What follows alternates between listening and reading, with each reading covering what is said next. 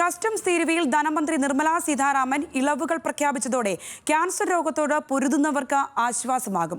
Cancer രോഗത്തിനുള്ള 3 മരുന്നുകളുടെ വില കുറയും. ഇറക്കുമതി ചെയ്യുന്ന സ്വർണത്തിന്റെയും വെള്ളിയുടെയും തീരുവയും കുറച്ചിട്ടുണ്ട്.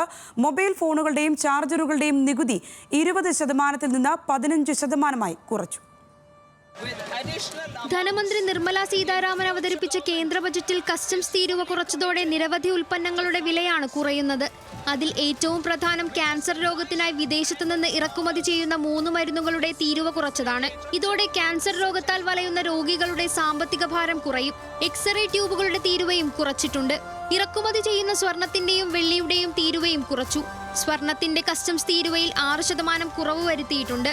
വെള്ളിയുടെ കസ്റ്റംസ് തീരുവ 6%, പ്ലാറ്റിനത്തിന്റെ തീരുവ 6.4% കുറച്ചു. ഇത് ചില്ലറ വിൽപ്പന ആവശ്യകത വർദ്ധിപ്പിക്കുകയും ലോകത്തിലെ 2ാമത്തെ വലിയ സ്വർണ്ണ ഉപഭോക്താവായ ഇന്ത്യയിലേക്കുള്ള കള്ളക്കടത്ത് തടയാൻ സഹായിക്കുമെന്നും വിദഗ്ധർ അഭിപ്രായപ്പെടുന്നു.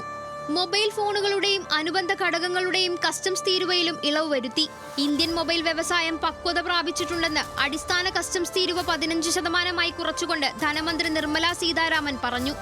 സമുദ്രോൽപ്പന്നങ്ങളുടെ കയറ്റുമതി വർദ്ധിപ്പിക്കുന്നതിന്റെ ഭാഗമായും നികുതിയിൽ ഇളവ് വരുത്തിയിട്ടുണ്ട്.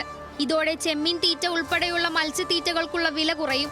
ഇറക്കുമതി ചെയ്യുന്ന ലെതർ ഉൽപ്പന്നങ്ങളുടെയും തുണിത്തരങ്ങളുടെയും വിലയിലും കുറവ് വരും.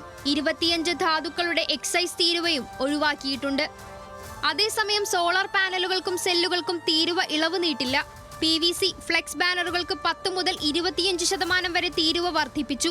പ്ലാസ്റ്റിക്കിന്റെ കസ്റ്റംസ് തീരുവ വർദ്ധിപ്പിച്ചതിനാൽ പ്ലാസ്റ്റിക് ഉൽപ്പന്നങ്ങളുടെ വില ഉയരും.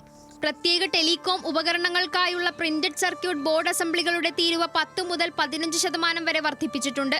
അമോണിയം നൈട്രേറ്റിന്റെ കസ്റ്റംസ് തീരുവ 10%, ജൈവ ഡീഗ്രേഡബിൾ പ്ലാസ്റ്റിക്കിന്റെ 25% സർക്കാർ ഉയർത്തും.